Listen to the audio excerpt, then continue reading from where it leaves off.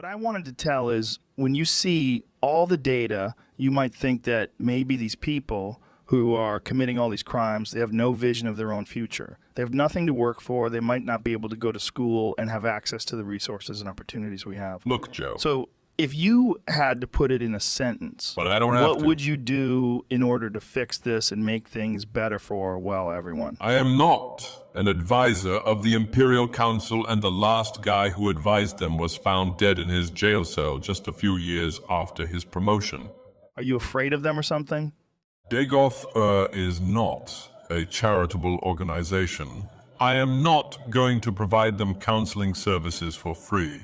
So you're not going to answer the question? No, maybe Crassius Curio would have answered, or at least commented something on it, but you know what they say, dead men tell no tales. Crassius Curio. It's Curio. Crassius Curio. Wasn't he the guy who got caught with some Argonian kids? Well, that depends.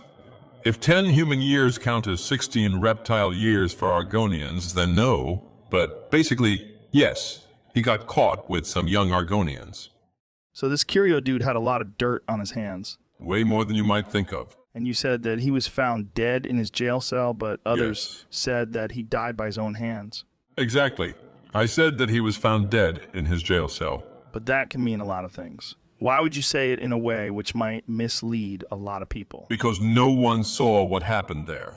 Are you trying to suggest that maybe someone killed him? Look, I'm not saying that Crassius Curio did not kill himself, but I do think that Crassius Curio did not kill himself. But you just said it. No, I said I think he did not. What makes you think that someone might have killed this Curio dude? Curio had a lot of dirt on his hands and a lot of dirt on others too. So you suggest that he got assassinated there? I'm not suggesting anything. All I'm saying is that he had a lot of dirt on others and was found dead in his jail cell. I get it, but you still imply that he was assassinated But there Joe- because you said that you don't think he ended his own life. And I don't Exactly. know why. Why do you think that he didn't end his own life? Because he was energetic, dashing, and full of life. So you liked him? No, I didn't like him. He was so annoying that when we met personally, I almost banished him from this world because of his irritating presence. Oh, and of course he had a lot of dirt on others, as I said earlier. That's what got him killed. Yeah, you have said it, but how do you know that? First of all, he was the member of House Hlaalu. How much do you know about House Hlaalu? It's something about Vivek City. What about the mines? The ties to the Imperials and the Altmer? I really don't know, man. And what do you know about the Goldbeards? The Goldbeards? Yes, I only heard about the Greybeards. I don't blame you. They conceal their businesses and wrongdoings by using Nord or Imperial names and establishing investment firms, so it is harder for the NWAS to find out who is in control. They conceal them by establishing investment firms? Yes. The companies are usually owned by multiple entities as investors.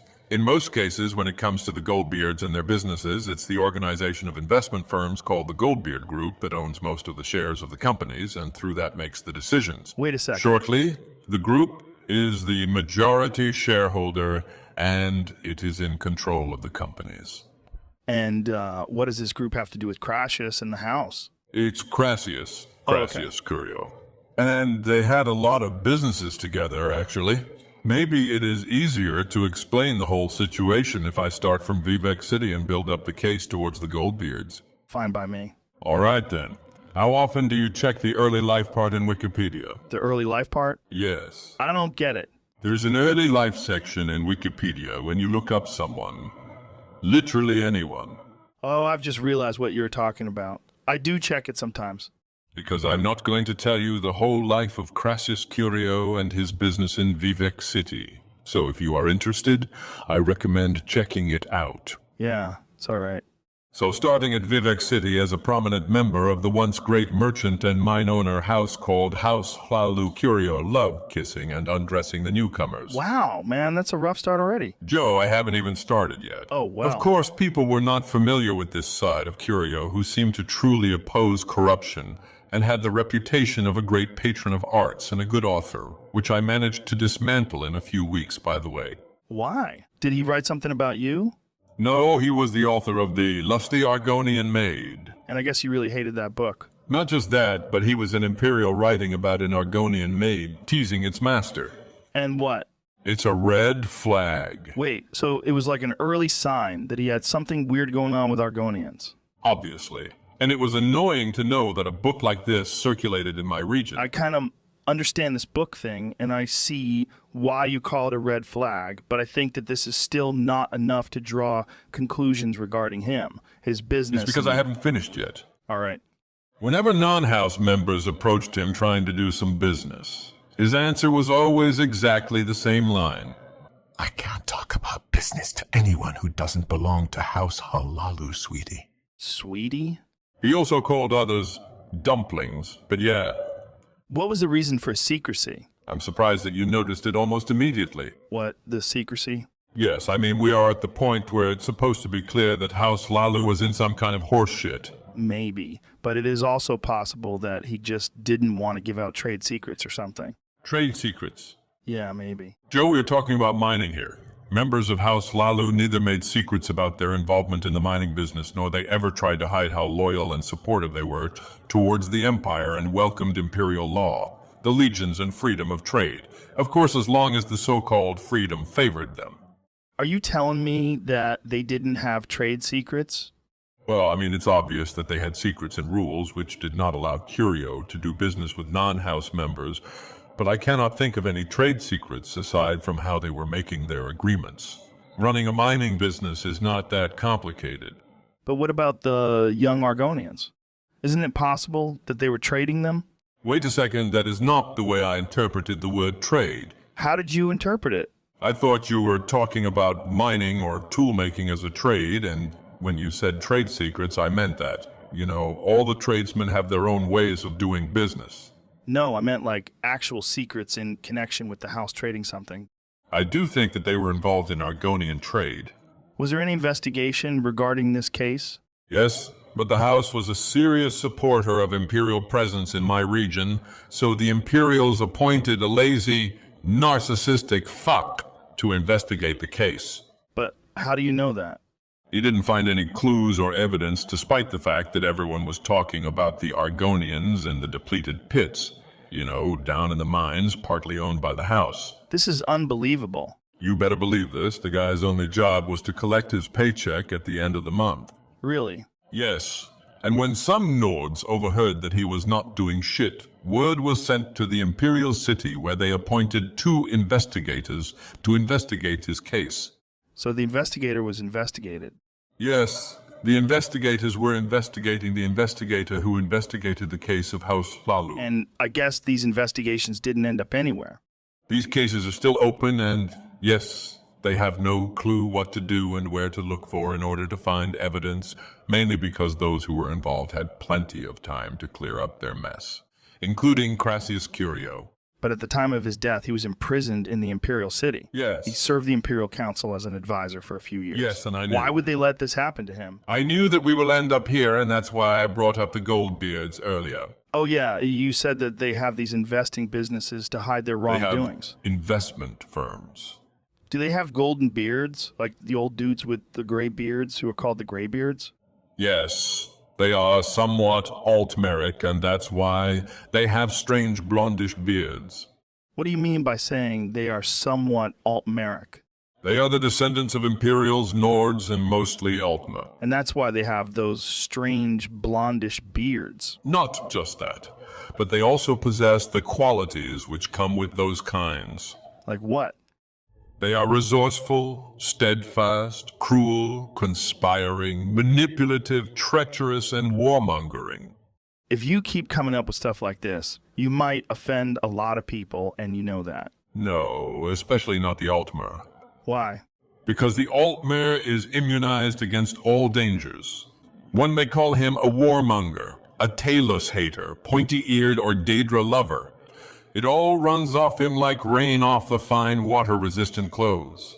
But call him an Altmer and you will be astonished at how he recoils, how injured he is, how he suddenly shrinks back. I've been found out. But you call them Altmer all the time. Of course I do. I'm completely open about it, and you have said it multiple times too, by the way. All right, but what was the role of the Goldbeards in the death of Curio? The Caldera mining company was partly owned by them and House Hlaalu. I really don't know what that company has to do with him. The Caldera mining company, operated and partly owned by the members of the house, had an exclusive imperial charter to exploit the ebony sources there, and in its mines there were many exhausted pits, which everyone was talking about. That's where the Argonians were. Yes. But there's no evidence, so at this point, it's nothing more than just a conspiracy theory. I'm so glad that it is not me who got appointed to investigate this case. It would be hard to find actual evidence because they had plenty of time to clean up their mess. What makes you think that the Goldbeards were involved in this? The company was just partly owned by them. Only they have the power and control to influence the Imperial Council this way. But why would they have such a great influence over the council? It's history. The Goldbeards made their wealth during the Great War by profiteering and loaning gold and silver to both sides of the struggle, but I think it was the profiteering which made them so infamous. It is said that one day a loaf of bread cost around 2 septims. The next day the same was selling for 20, and both sides had to feed their armies. And no one tried to do anything about it?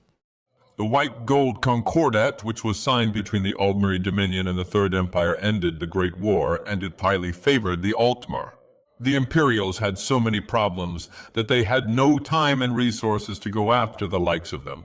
I mean, after listening to all of this, it seems to me that you based your claims on nothing else but suspicion. And No, it's not suspicion. It's literal history. Who owned the mines of the Reach in Skyrim before the Markarth incident?